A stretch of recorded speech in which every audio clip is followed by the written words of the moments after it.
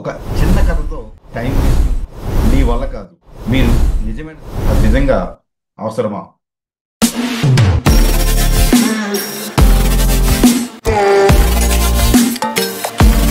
ఒక చిన్న కథతో ప్రారంభిద్దాం.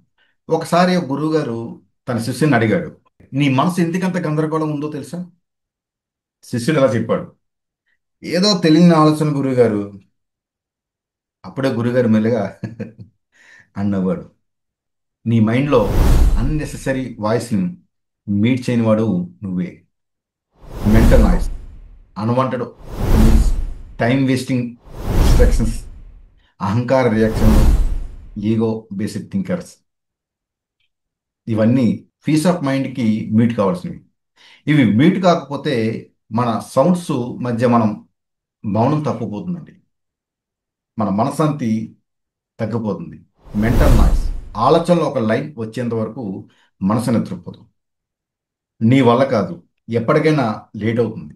ఈ వాక్యాన్ని గుర్తించండి, మ్యూట్ చేయండి.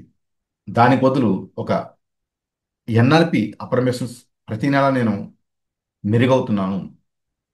అన్వాంటెడ్ ఒపీనియన్స్, ప్రతి ఒక్కరూ మీ డిసిషన్ మీద అభిప్రాయాలు చెబుతుంటారు.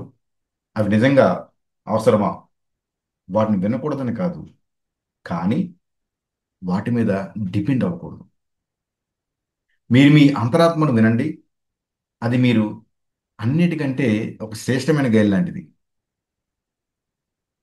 Option 3, time wasters. Just 5 minutes reels మనం స్క్రోల్ చేస్తుంటాం, అది 30 నిమిషాలు టైం అవుతుంది.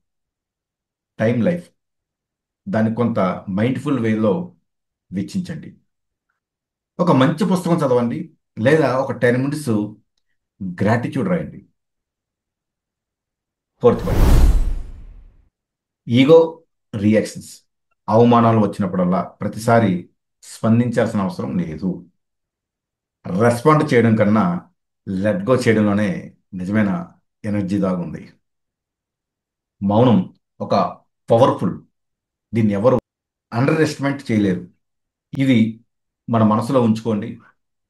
టీవీలో యాడ్ చూసినప్పుడు మనం నచ్చినటువంటి యాడ్స్ ఏవైతే ఉంటాయో అవి మ్యూట్ చేస్తాం కదా. అలాగే మన మైండ్లో వచ్చేటువంటి అనవసరమైన ఎమోషన్స్, ఎమోషనల్ యాడ్స్ని కూడా మనం మ్యూట్ చేయాలి.